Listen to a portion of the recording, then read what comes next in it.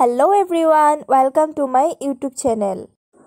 আজি আমি আলোচনা কৰিম what is happiness and how to find happiness. অৰ্থাৎ সুখ কি আৰু আমি কেনেদৰে এটা সুখী জীৱন যাপন কৰিব পাৰো। গতিকে ভিডিওটোৰ শেষলৈকে চাই থাকিবলৈ অনুৰোধ জনালো। বলক ভিডিওটো আৰম্ভ কৰো।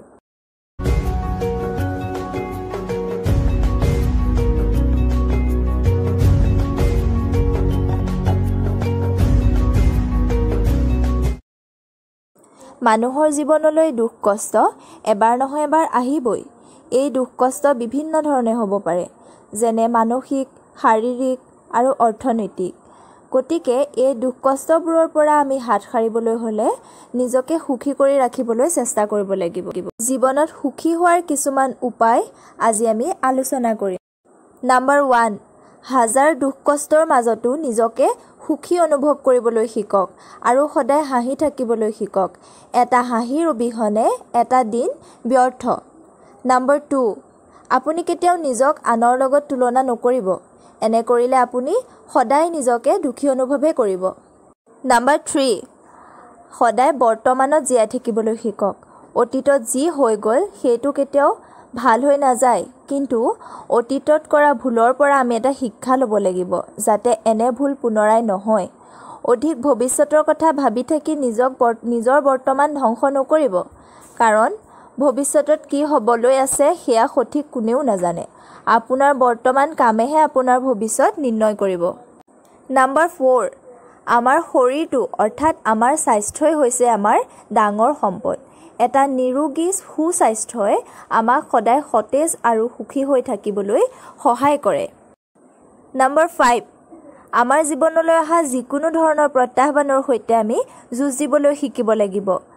আমি আমাৰ জীৱনলৈ অহা প্ৰত্যাহ্বানসমূহ নাশ কৰিব পাৰিলেহে এটা সুখী জীৱন যাপন কৰিব পাৰিম। নাম্বাৰ 6, আমাৰ হাতত যি আছে সেয়াকে লৈ আমি সন্তুষ্ট হ'বলৈ শিকিব লাগিব। তেতিয়াহে আমি সুখী অনুভৱ কৰিব পাৰিম। নাম্বাৰ 7, দান দিবলৈ শিকক। দান দিব পাৰিলে আপুনি নিজকে সুখী অনুভৱ কৰিব।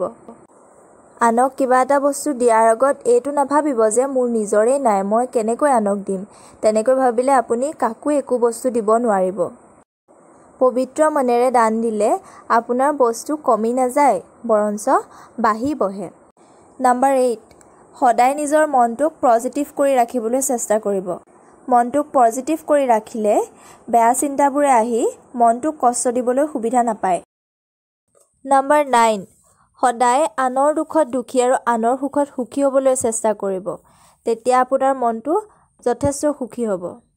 নাম্বাৰ 10, জীৱনত প্ৰকৃত সুখ পাবলৈ হ'লে দুখ আৰু সুখৰ ঠেকা খাবই লাগিব। তেতিয়াহে নিজক উপলব্ধি কৰিব পাৰিব। যদি আপোনাৰ জীৱনত দুখ নাথাকেই তেতিয়াহ'লে সুখৰ মূল্য আপুনি বুজিয়ে নাপাব। সুখ আৰু দুখৰ সমাহাৰেই হৈছে মানুহৰ প্ৰকৃত জীৱন।